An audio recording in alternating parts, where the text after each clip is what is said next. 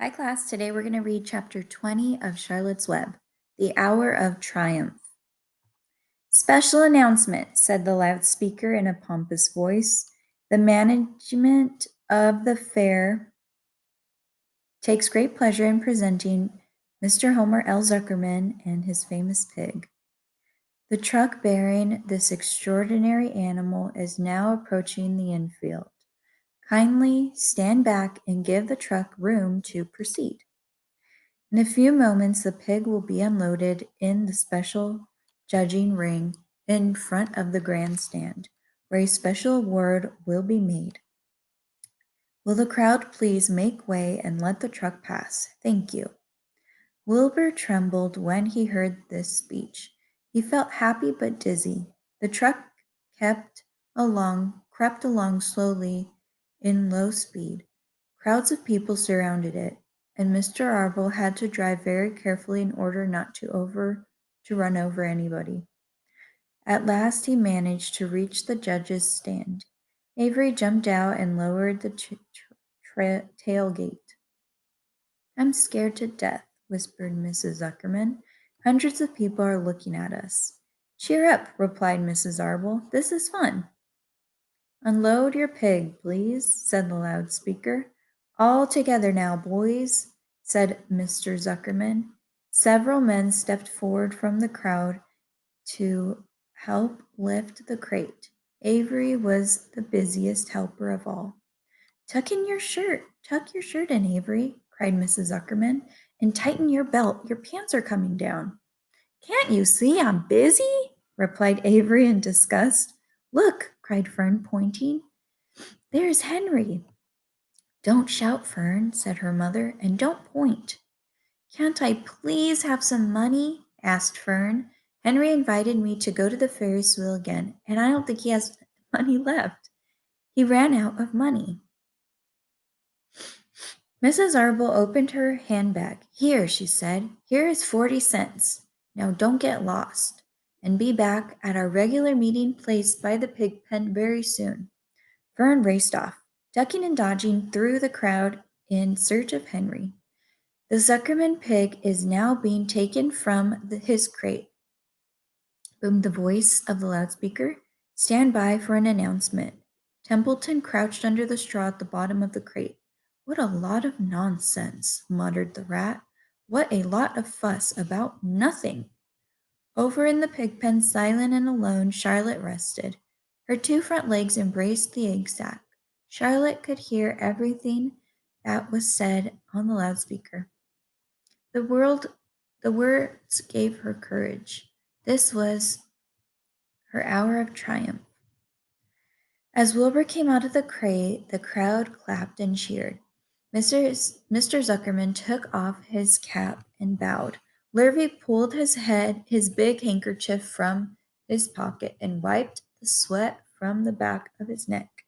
Avery knelt in the dirt by Wilbur's side, busily stroking him and showing him off.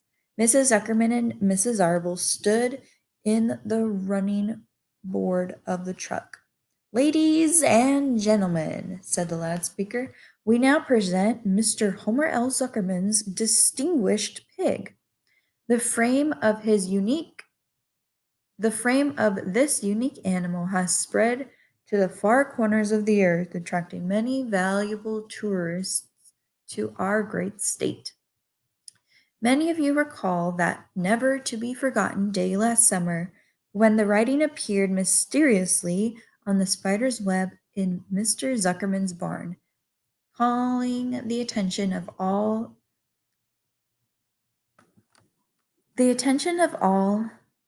and sundry to the fact that this pig was completely out of the ordinary.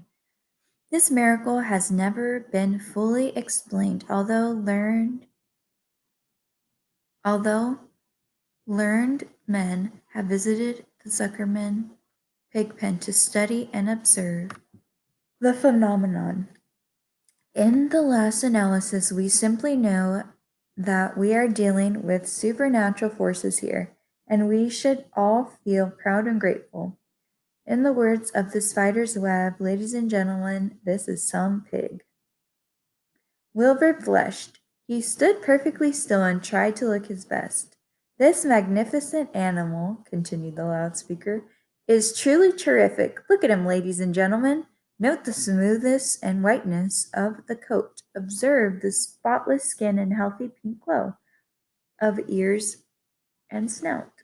It's the buttermilk, whispered Mrs. Arble to Mrs. Zuckerman. Note the general radiance of this animal. Then remember the day when the word radiant appeared clearly on the web. Whence came this mysterious writing? Not from the spider, we can rest assured of that. Spiders are very clever at weaving their webs, but needless to say, spiders cannot write. Oh, they can't, can they? Murmured Charlotte to herself. Ladies and gentlemen, continued the loudspeaker, I must not take any more of your valuable time.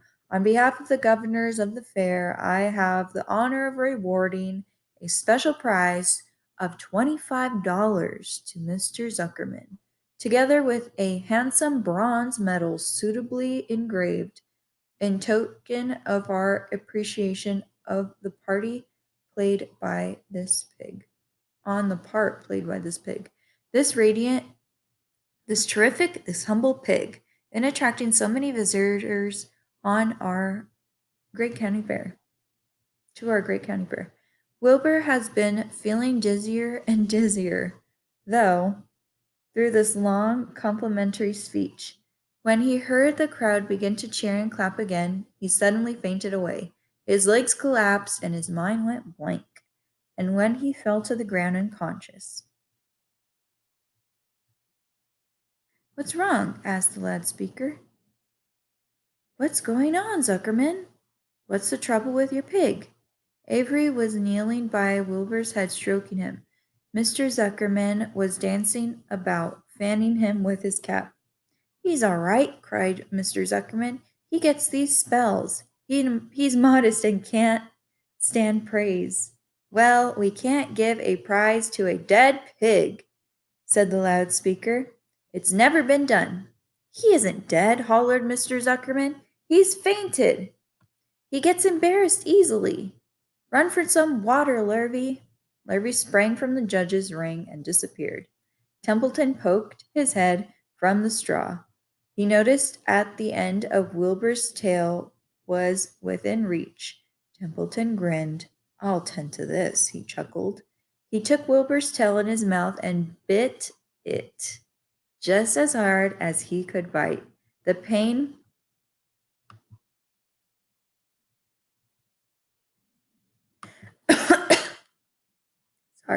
The pain revived Wilbur. In a flash, he was back on his feet. Ouch! He screamed. Hooray! Yelled the crowd. He's up! The pig's up! Good work, Zuckerman. That's some pig. Everyone was delighted. Mr. Zuckerman was the most pleased of all. He sighed with relief. Nobody had seen Templeton. The rat had done his work well. There he is right there, if you can see him in the picture. And now one of the judges climbed into the ring with the prizes. He handed Mr. Zuckerman two $10 bills and a $5 bill. Then he tied the medal around Wilbur's neck. Then he shook hands with with Mr. Zuckerman while Wilbur blushed. Avery put out his hand and the judge shook hands with him too. The crowd cheered. A photographer took Wilbur's picture. A great feeling of happiness swept over the Zuckermans and the Arbles. This was the greatest moment in Mr. Zuckerman's life. It is deeply satisfying to win a prize in front of a lot of people.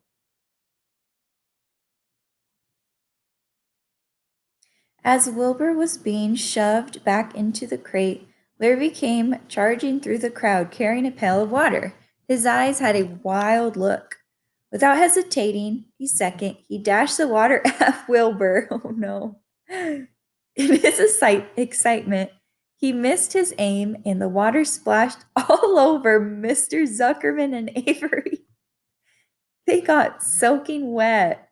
For goodness sake, bellowed Mr. Zuckerman, who was really drenched. What ails you, Lurvy? Can't you see the pig is all right? You asked for water, said Lurvy meekly. I didn't ask for a shower bath, said Mr. Zuckerman. The crowd roared with laughter.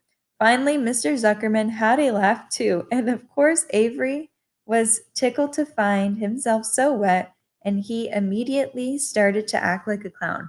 Remember, it's like a hot day, so it probably felt good that they got all wet.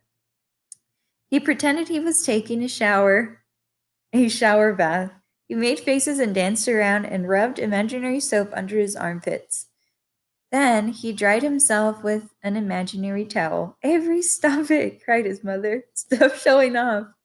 But the crowd loved it. Avery heard nothing but the applause. He liked being a clown in a ring, with everybody watching in front of the grandstand. When he discovered there was still a little water left in the bottom of the pail, he raised the pail high in the air and dumped the water on himself and made faces. The children in the grandstand screamed with appreciation. At last, things calmed down. Wilbur was loaded into the truck. Avery was led from the ring by his mother and placed on the seat of the truck to dry off. The truck, driven by Mr. Arble, slowly crawled back to the pig pen. Avery's wet trousers made a big wet spot on the seat. And we're going to stop there. That was chapter 20.